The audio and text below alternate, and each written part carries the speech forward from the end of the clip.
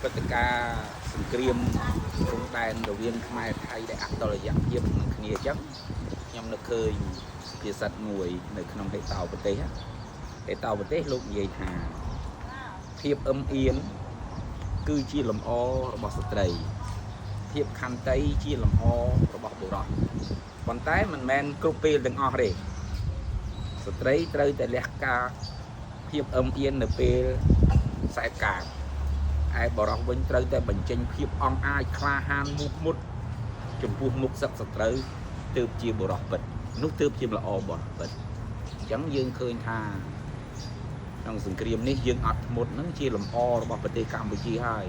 តែកងទ័ពកម្ពុជាដែលប្រយុទ្ធយ៉ាងអង់អាចក្លាហានចំពោះមុខសឹកសត្រូវដើម្បីការពារដែនដីទើបជាលំអពិតរបស់កងទ័ពនៃប្រជាណាចក្រកម្ពុជាដែលជាពូជពងវងមហានគរអានេះនៅឃើញក្នុងហេតុប្រទេសដែលបានចែងមកអញ្ចឹងណានៅក្នុងមើលទៅឃើញនៅវាល្អខ្លឹមសារហ្នឹងវាសម